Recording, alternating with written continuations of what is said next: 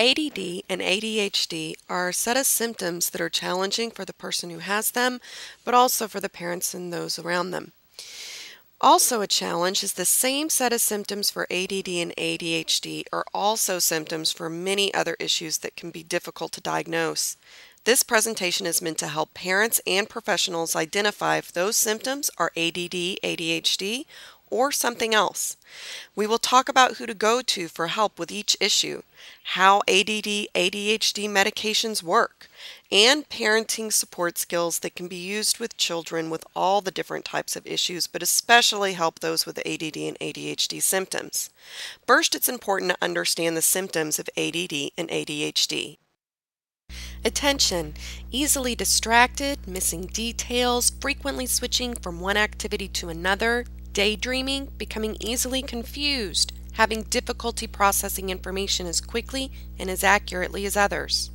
Distracted, difficulty focusing on one thing at a time. Impatient, becomes bored with a task after only a few minutes unless they're doing something enjoyable.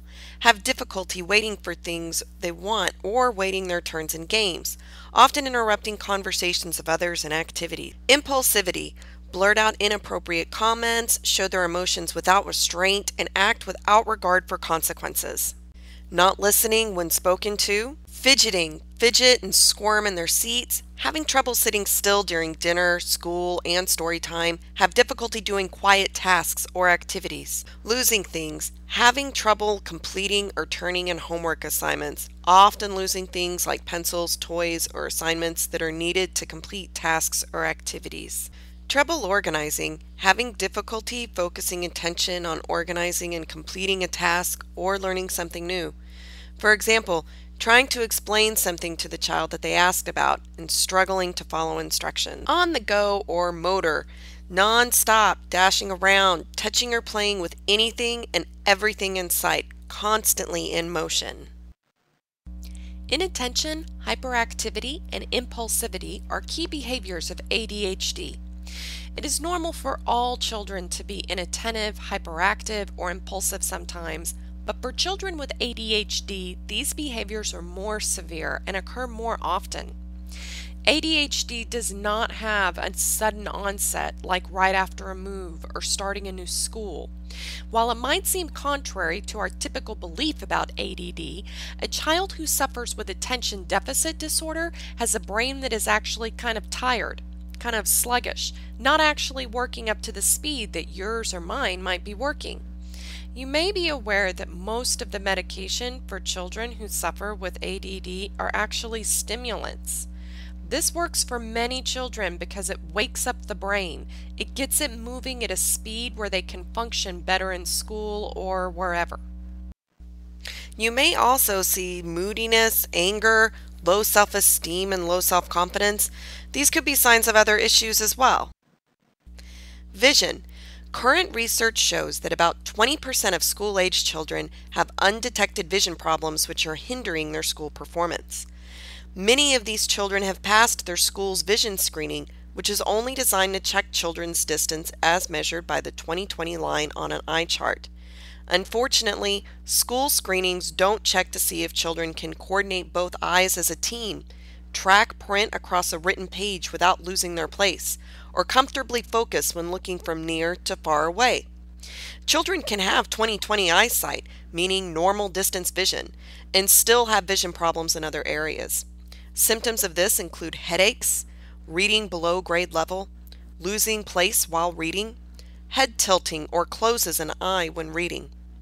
Hard to copy from the board, doesn't like reading or writing, leaves out small words when reading, burning, itching, or watery eyes.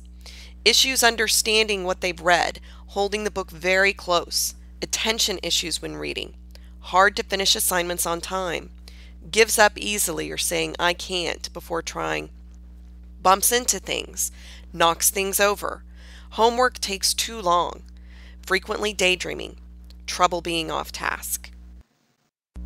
Hearing issues. This can also look like inattentive behavior and learning issues. Also, there's a hearing issue called auditory processing disorder. It's considered a dyslexia for hearing. It includes a difficulty with direction of sound and confusing similar sounding words. The characteristics are difficulty paying attention and remembering information that's presented orally, issues with multi-step directions given orally, and a need to hear only one direction at a time, poor listening skills, needing more time to process information, low academic performance, behavior problems, language difficulties like confusing syllable sequence, and having problems developing vocabulary, difficulty with reading, comprehension, spelling, and vocabulary. Foods and sugar. A study in 2007 showed a link between food additives like artificial colors and preservatives and an increase in activity. This is being investigated now. Most foods geared toward children contain these ingredients, including Pop-Tarts, Cocoa Puffs, and Cheetos. If it has a cartoon character on it, check the ingredients. Sugar is controversial as some studies show it has effect and some don't. In her book titled Little Sugar Addicts: End the Mood Swings, Meltdowns, Tantrums, Low Self-Esteem in Your Child Today, Dr. de Maison suggests looking at your child's behavior, health, and emotional state. A quote from her book, she says, "Does your child ask for sweet foods all the time? Have unexpected meltdowns that end in tantrums or tears?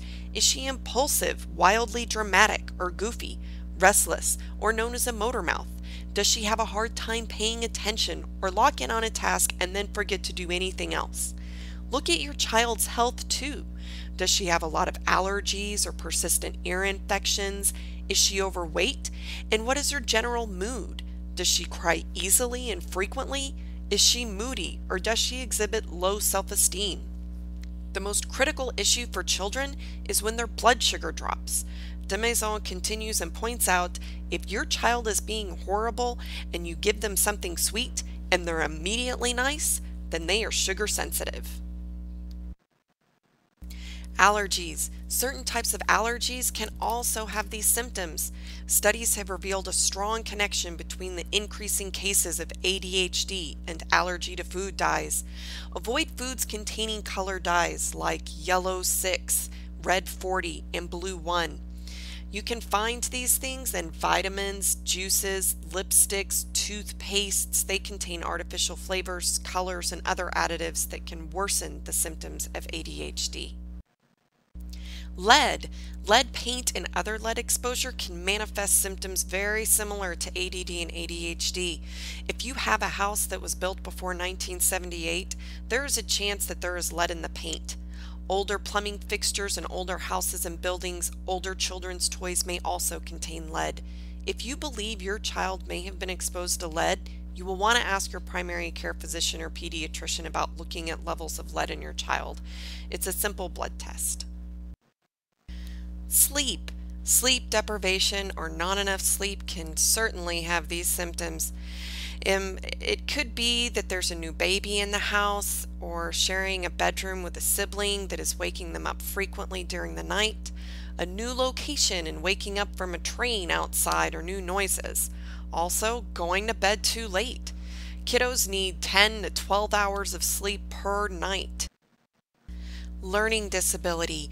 A child having learning disabilities will have trouble understanding the lessons, perform poorly, and appear to have attention issues, trouble listening, and may become impatient, fidgety, etc., and look like ADD/ADHD symptoms. Gifted.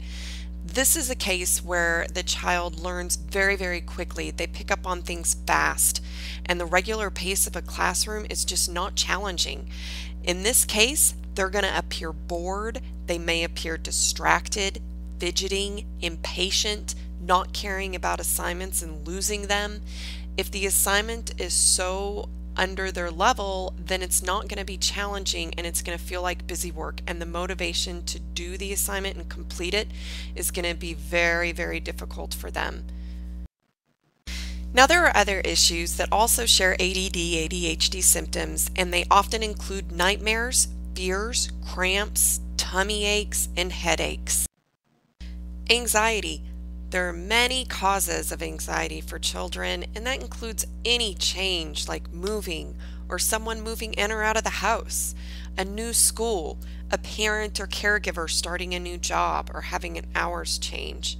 Some symptoms include fear or worry, fatigue, poor concentration, irritability, sleep disruption, and restlessness, in addition to the other ADD and ADHD symptoms.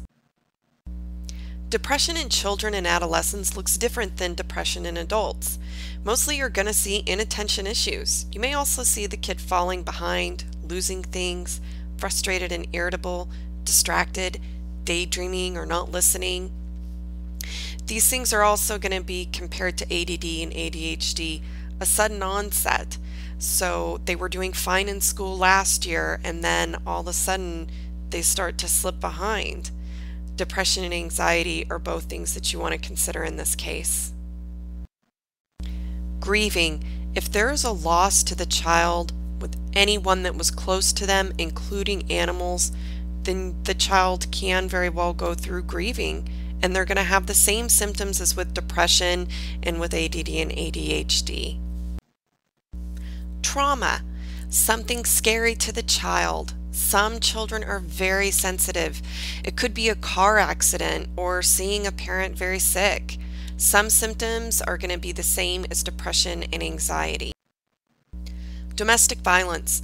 Even without physical violence, just hearing, arguing, or fighting, or seeing one parent struggling can manifest as symptoms of ADD and ADHD, as well as symptoms of depression and anxiety. Children are very, very sensitive to listening to arguing and fighting in the home. So if you notice these symptoms of ADD and ADHD, and you think it may be one of these other things, or you want to try and differentiate, then you're going to want to go to a professional to have them look specifically for those other things. Primary care. You want to go to your primary care physician or a pediatrician to rule out these other issues. If you suspect any one in particular, then you're going to want to ask about it specifically. These are foods and sugars, hearing issues, allergies, vision issues, and possibly lead poisoning. School. You're going to want to ask your school specifically about looking at learning disability or the possibility of giftedness. Behavioral health. You're going to want to seek out behavioral health or a therapist to rule out these other areas. If you suspect one in particular, then you're going to want to bring it up and tell the clinician to look at that area and share any details that you think may be helpful. The therapist will ask many questions to try to rule out these different areas. They may ask for surveys for parents and teachers to fill out or testing to look for specific symptoms.